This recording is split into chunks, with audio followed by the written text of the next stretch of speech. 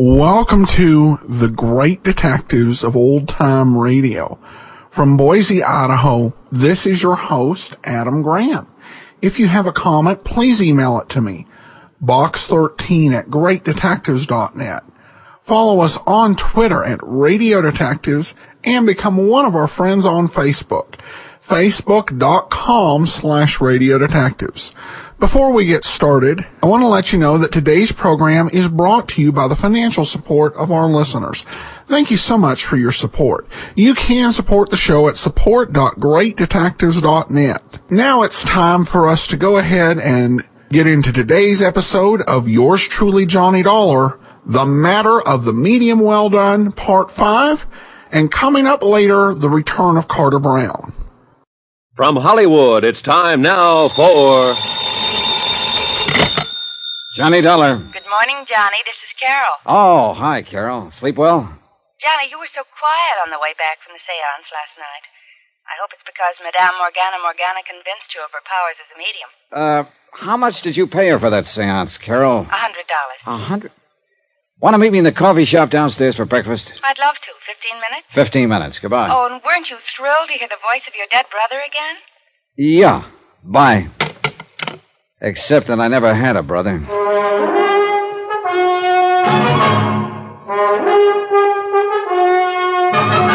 Tonight, and every weekday night, Bob Bailey in the transcribed adventures of the man with the action-packed expense account, America's fabulous freelance insurance investigator. Yours truly, Johnny Dollar.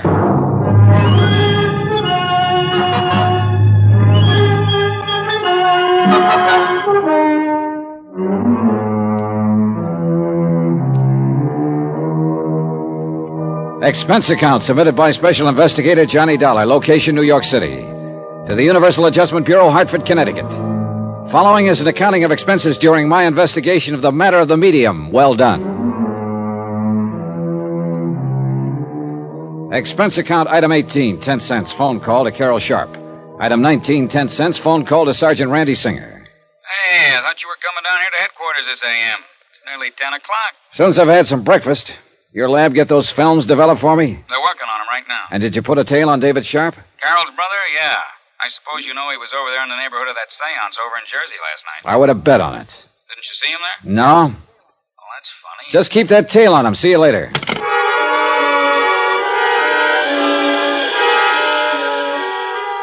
Item 20, 1070, long-distance call to the city editor of the Mock-Chunk, Pennsylvania Herald Express. For a full half hour, I asked him questions about the Sharp family, about one member of the family in particular. Then, item 21, 585, breakfast for Carol and myself in the coffee shop at the Swank Bell Towers. You must have been impressed, Johnny. You're so quiet. Would you like to see Madame Morgana again tonight? Johnny? Carol, I think we'll see her today. Oh, but she couldn't. She always says it takes a full day to recover from the shock and strain of a seance. She goes into a deep trance, you know, in order to make the spirits move those little trumpets about and speak through them. Listen, Carol. Yes? You have a brother, David. Oh, David. Why do you say it that way? He's not really a brother. He was just sort of taken in by Mother when his parents died. I'd rather not speak of him, Johnny. The black sheep of the family, huh?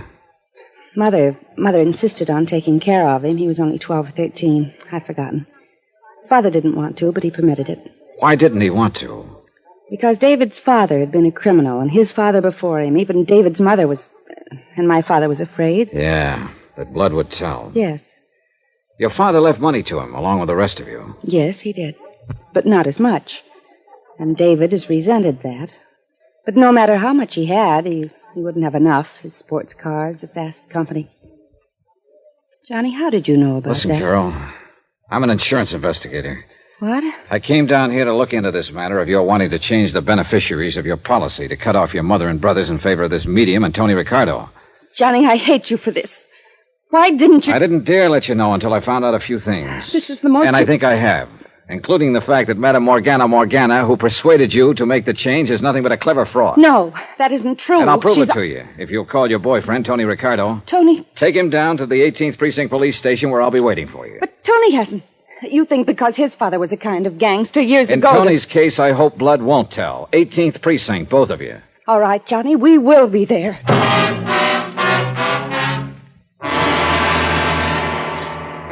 Johnny, the picture took last night. Oh, thanks, Randy. Uh-huh. Hey, why'd you ever get the idea of using infrared light and infrared film? Anything that let them know I was taking pictures would have busted up the seance. Hey, look at this one. Yeah, I'd like to publish those. Scare a lot of those phony psychics out of business and out of town. Oh, here's the one that I'd like... Mr. Dollar, we're here. Hi, Donna. Oh, hello, Tony. Miss Sharp, Mr. Ricardo, this is Sergeant Singer. How do you do? Hi. And now will you please show us this proof you were talking about?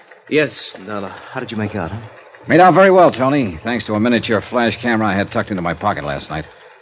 I guess you wondered, too, how Madame Morgana worked her racket. He did not. Tony knows as well as I do that she's completely honest. Like any normal person, he may have questioned the almost miraculous powers of this woman in the beginning, but no trumped-up tricks that you... Where did you get this picture? And look at this one. She's moving that trumpet herself, with the long, kind of extended handles. Extension grip, they call it. She probably hid it in the front of her dress. Oh, no. But these pictures in that dark room, Infrared photography. Maybe she did use one trick. But the voices came from trumpets floating about in the air above our heads. Then look at this one.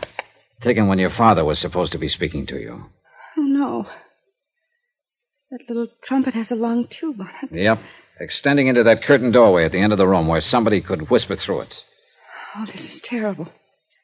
And the hundreds, the thousands of dollars I gave her, believing in it. Yep. I'm afraid you were really took. Here's where my dead brother, Richard, spoke to me. The hanging trumpet is over your head. Yep. But how could she know? I didn't tell her. Oh, yes, you mentioned your brother. A completely non-existent brother, Carol. Oh. Made up. Like the dream of you I told you about. And I believed you, too. But how could she find out all those things about me? Miss Sharp, a couple of nights ago, I took Mr. Dollar to a medium that was a bum compared to this one. She told him all about himself. Have you forgotten what I found out about you and your brothers just in the last 24 hours? Oh, I don't know what to say. Don't try. We've still got to pin this whole thing down. I'm sure this Madame Morgana wasn't working alone. But who could be... How about it, Tony? No. No, not Tony. Just because his father was... Oh, no, please. Oh, thanks, darling. I got a report here, Johnny. Apparently he's moved again. And you guessed right. Yeah. Then we better get going. Can we use a prowl car? No, but we can get an escort as far as the city line. Then come on, all of you. The cabbie, with his accelerator on the floor, had a ball trailing our escort across town. And we had to hold him down when we finally reached the Jersey side. Randy Singer obviously had no authority over there, but as it turned out, I'm glad he came. When we pulled up to the home of Madame Morgana, I couldn't help noticing a Studebaker Golden Hawk sticking out from behind the house with a Pennsylvania license. I wasn't the only one to notice it. Johnny, that looks like David's car. I think it is. Come on. Johnny, I'm out of my jurisdiction. Oh, yeah, maybe you better wait. Yeah. Oh, Johnny, I knew David was bad, but... Oh, I still can't believe it. I know how you feel, Carol, and I'm sorry. Mr. Dollar. Wait a minute. Johnny, if you do a thing like this... I'm ready for anything, Carol. Look, Mr. Dollar, why don't just you and I go in? If anything happened to Carol, I'd never... Oh, Carol, dear. And Mr. Ricardo and Mr. Dollar. Hello, Madame Morgana. Do you mind if we come in? Why, no. But not for another meeting, of course. The strain of last night's convocation is still with me, I'm afraid. Yeah, maybe you ought to up the price for your next seance. But there ain't going to be no more. Mr. Dollar, I don't understand. Come on, Carol, Tony. We're going to look over that seance room in broad daylight. No, you can't. I won't let you destroy the sanctity of that room. Oh, yes, you will. I'll lay it on the line to you, madam, whatever your name really is. This monkey business of yours has gone far enough. So this is the room. What terrible things you're saying. You take a thing like spiritualism that a lot of honest people believe in and make a dirty racket out of it. Carol, this man is mad. Make him leave this sacred place at once. Carol, what right have you to make such horrible implications? Implications? Those were accusations. Would you like to see how those spirits of yours move trumpets around in the dark? They couldn't be seen. And how those spirit voices suddenly appear out of thin air? Look at these pictures. How did you get these? I cannot tell a lie. I did it with my little camera. Well? All right, you've exposed me. But there was nothing malicious about it. If you knew the solace, the comfort of mind and spirit these things have brought to the people who come to me. At $100 a crack, sometimes more. Why not? Carol has money. So have the others who come to me. Did you plan to make them all turn their insurance policies over to you? And then contrive to have them suddenly and unexpectedly join their immortal ancestors in the great beyond? No, that wasn't my idea. Oh, I knew something like this might happen. It has happened. Now, where is he? No, I don't know what you're talking about. Your assistant, or colleague in crime would be a better word, who stood inside the curtained door of the seance room and made with the phony voices of the dead, who gave you all the information on Carol, who's probably done a nice little research job on me since my visit last night. Yes, Mr. Dollar. David. I know all about your activity as an insurance investigator and why you're here.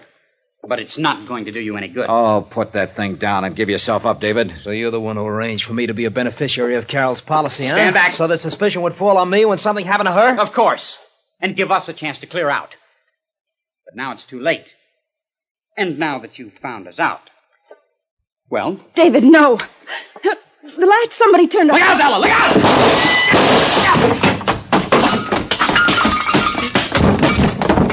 Are you dirty? Pull a gun on me, will you? Easy, Johnny. Control yourself. I'll knock you. Randy. If you'll just get up off my chair. Here, the lights. But, David. When I flicked off the lights, Tony here made a dive for him. Here he is, wrapped up in the corner there. Yeah, I've got his gun. Ooh, you got a mean left there, Johnny. Oh, I'm sorry, Randy, but... See, I thought this was out of your jurisdiction. I get curious about comparing your lousy photography with the room itself, Johnny, so I sneaked in the back door. When I saw what was going on, I lost my head, I guess. All right, Dave, up on your feet. Oh, Johnny. Easy, Carol. Better get her out of here, Tony. Yeah, sure. And remember that crack about blood will tell? Well, I think you can prove to her that in your case, at least, whoever said it was all wet. Well, what happens to David Sharp and Madame Morgana will be up to the courts. It's a cinch she's out of the ghost racket for a while. A long while. And, of course, Carol did make a change in her policy to cut off David. Expense account, item 20-something, cab back to New York, hotel bill, and fare back to Hartford, $417.35. Expense account total, $892.90. Oh, and if you don't mind, I'll hang on to that tricky little camera and stuff in case I run into another medium well done. Yours truly, Johnny Dollar.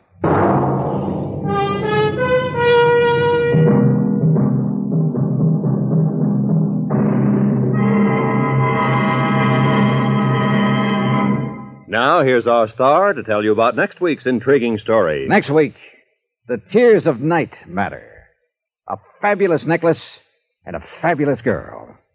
Join us, won't you? Yours truly, Johnny Dollar.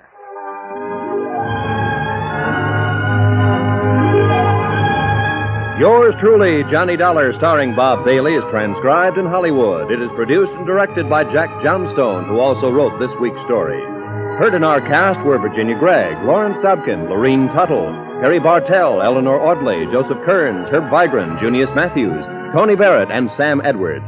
Musical supervision by Amerigo Marino. Be sure to join us on Monday night, same time and station, for another exciting story of yours truly, Johnny Dollar. Roy Rowan speaking.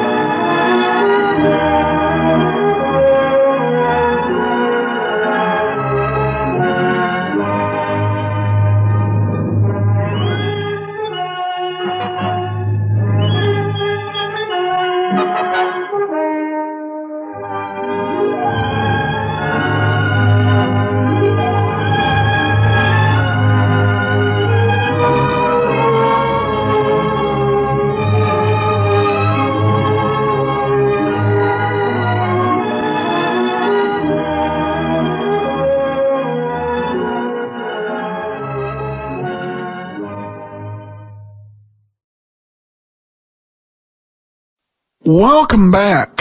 Well, part 5 was the best part of this series. But overall, I don't think I like the pacing of this one. And it kind of illustrates the upside and the downside of longer stories. Longer stories are often great. You can do a lot of character development. You can build a lot of twists and turns into your mystery. And it can lead to better stories. On the other hand, it can lead to taking a story and just padding it, which is what it feels like. This feels like we had enough story to make a very good half-hour episode, but stretched over 5 parts, it just doesn't work particularly well. But part 5 was definitely fun. And yeah, he should definitely hold on to that infrared camera, because even without mediums, that type of thing would definitely come in handy for a private detective or insurance investigator. All right, listener comments and feedback, and receive this from Rebecca. Rebecca says, we canceled our Sirius XM radio, so now we are listening to online shows, and your podcasts are at the top of our list. Well, thanks so much, Rebecca.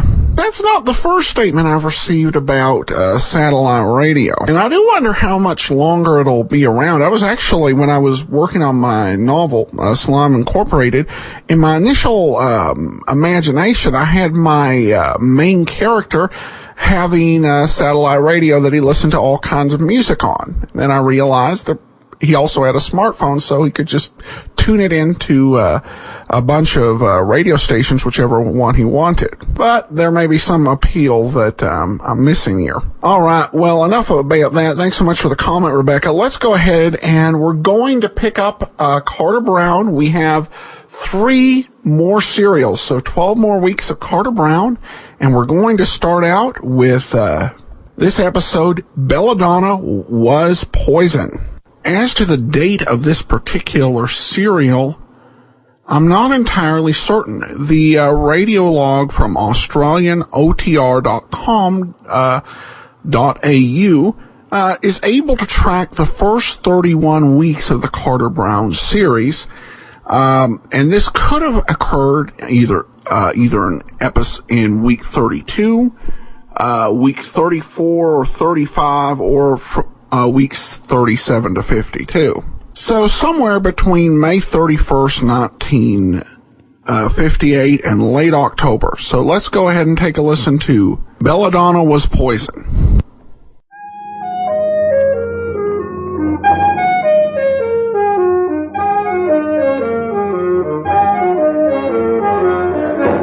Carter Brown, Mysteries. Adventures in excitement and suspense, based on the best-selling novels by the slick storytelling sensation, Carter Brown.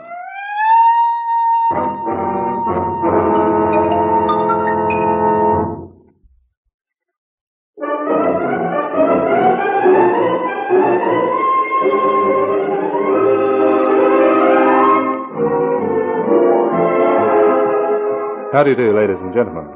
This is Carter Brown with another of my books for you. A story I've called Belladonna Was Poison. You could also call it Tempest in Television, only I wouldn't like to think this sort of thing normally happened in TV.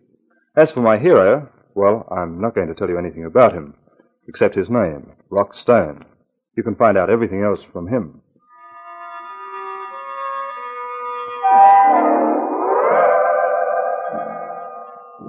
In the glare of the bright lights, the woman backed away from me, her beautiful features contorted in fear and dismay.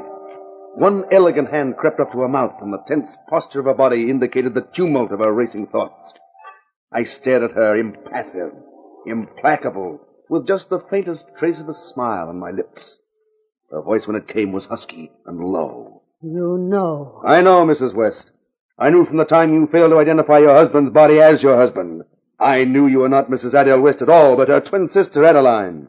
You impersonated your sister in the hope of stealing the West diamonds. You devil. You murdered your sister so that you could take her place. What you didn't know, Adeline, was that only 3 hours before she had murdered her husband to prevent him discovering that she had pawned the West diamonds to pay her gambling debts. I guess it's hopeless trying to fool you, Inspector Stone. You can't fool the homicide squad. And don't bother to open your purse and grab for the gun inside. I took the precaution of emptying it 10 minutes ago. No, you... Okay, Sergeant. Take her away. It's like I always say, folks, there's no future in murder.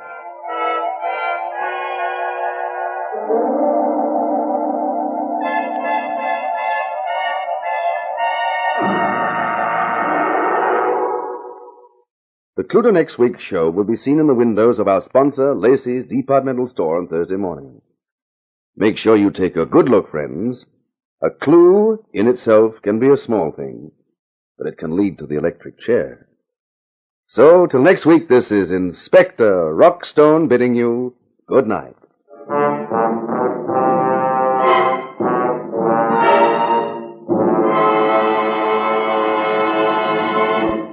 Tune in next week, same time, same channel, for another story starring Rockstone as the inspector, who proves that there's no future in murder. Well, wraps it up for tonight. All right, Fred, you can strike now. That last scene played beautifully, I thought, Rock. Say, thanks, honey. It was fun being in the show with you. Do you think our producer was happy about it? Our producer, Miss Arlene Molden, is a woman, but definitely. And who can tell what a woman thinks, huh? Only another woman. So long, Rock. So long, honey. Well, that's another one over. It was a good show, Rock. Arlene, coming from you, that's really something. Why? Am I such a tyrant? No. But there are enough distractions for an actor working in TV without a producer who puts so much vitality into her vital statistics.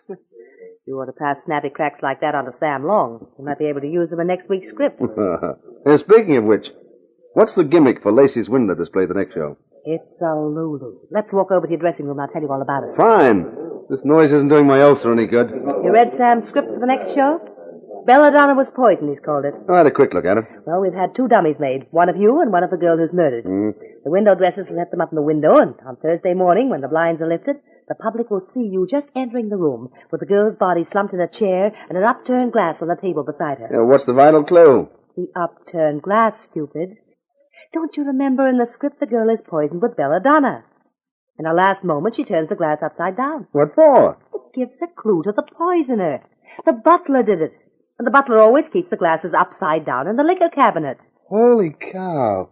Did Sam Long dream it up all by himself? Do worry about your acting. I'll worry about the script. Well, there's something else I'm worried about. What? These stunts you pull every week to tie in with the show, like this gimmick in Lacey's window. You know, I think we should drop them. Not on your life. They're worth thousands of dollars in publicity. Look, I had a nasty phone call from a real inspector of homicide last week about that stunt of yours with a girl in her underwear being chased by a gunman down 5th Street. Well, Inspector Jakes was very annoyed about the whole thing. Forget it, Rock. We'll make a sizable contribution to the police pension fund or something the next couple of weeks. That'll keep him quiet. Anyway, this scene in Lacey's window shouldn't upset them. I hope you're right, but I doubt it. Inspector Jakes made a lot of rude remarks to me. Maybe he doesn't like your acting. Well, you better go and get your makeup off and have a good rest. I'll pick you up at 7 on Thursday morning. 7? Hey, that's in the middle of the night. But why should I be there? You usually handle these things yourself. You're featured in this display. You're a dummy, remember? Yeah, you flatter me. Oh, what a way to make a living. Honey, I'd feel sorry for you if it wasn't for all that money you're making.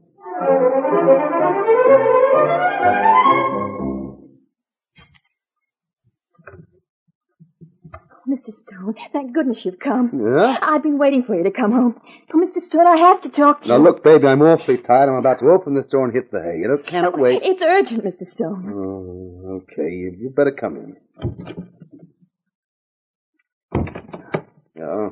Now then, what's all this about? My name is Hannah Vogue, Mr. Stone. I'm an actress. Oh, congratulations. I'm playing on one of your shows next week. Oh, that's fine. I'm frightened, Mr. Stone.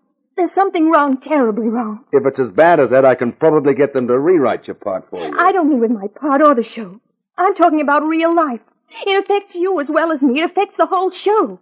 I only found out by accident, and I'm scared, Mr. Stone. I don't know what to do. I'm afraid to go to the police because they won't believe me. And then he'll know, and I'll be... Hey, is this some elaborate kind of a gag? I knew it. You won't believe me either. You think I'm crazy before I've even told you what it's all about. Honey, can you blame me? Go on, I'll listen. No, what's the use? It's no good. You won't believe me. No one will believe me. I must be dreaming. And I'm not even in bed.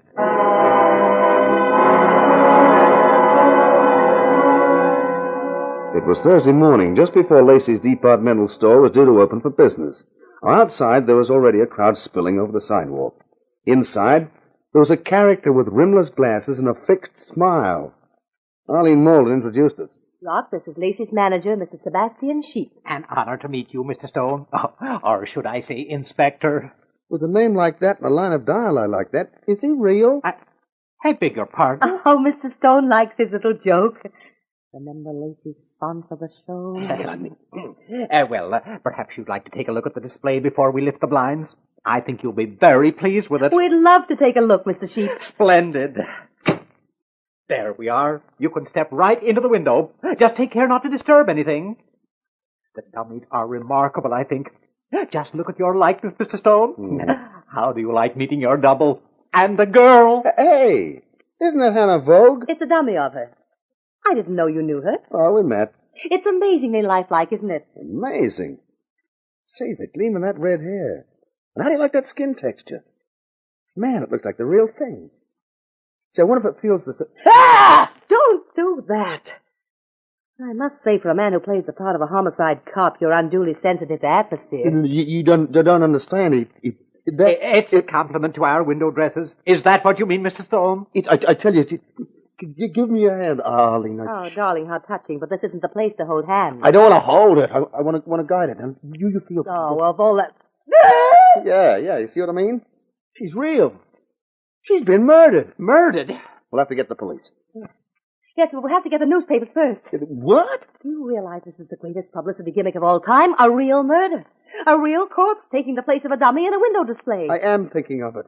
It's making my insides churn. I'll call the papers first. I want them to get pictures of the police coming in the window. Then I'll call homicide. Homicide. That means Inspector Jakes. I suppose so. Why? Goodbye. Where are you going? South America. Don't be stupid, Rob. Stupid?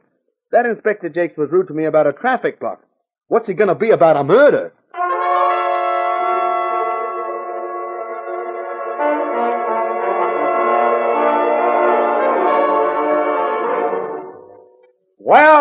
Well, the great Inspector Stone, the wonder boy of Copland. There's no future in murder, he says, and he says it every week. Hello, Inspector. And now you've turned up a real-life corpse. It just so happens that the corpse is part of one of your corny publicity stunts.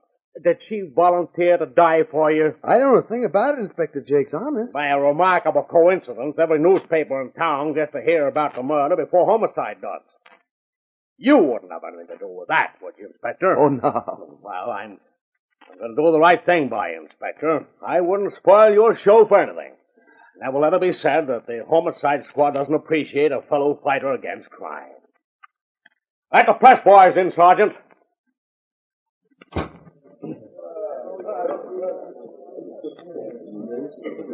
Okay, quiet. That's better. Now I'm giving you boys a break. You can quote me on all of this. Hey, you feeling all right, Inspector? Yeah, I'm feeling fine. I'm never better. You boys know what's happened? The window was set for a publicity stunt for the TV show. There's no future in murder. Someone substituted a real corpse for the dummy. That's not telling us a thing worth quoting. I haven't finished. This is the bit that will interest you. I've just been talking to Inspector Rock Stone here, and he wants to go on record as saying that no one is going to get away with murder on his show. Oh, now look. He says he personally pledges himself to bring the murderer to justice, to solve his crime. And what's more, he doesn't wish for the cooperation of the homicide squad. He intends to handle it alone. Hey, is that right? That's a story for you. A real-life murderer turns Stone into a real-life cop. Who knows? Maybe he'll get himself murdered in the process. Boy, what a story. Okay, now you can blow. You get the story, and I hope you play it up big. I go on record as saying that the police department has the greatest respect for Inspector Stone's deductive powers, and they also know he has a hot lead which may well take him straight to the murderer.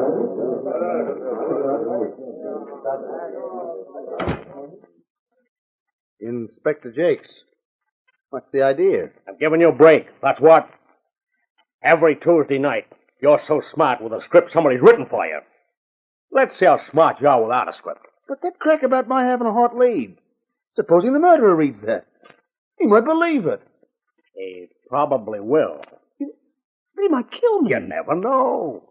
We might be lucky at that. Yeah, but I don't... I've given it to you on a plate. The camera's focused right on you. Go to it, Inspector.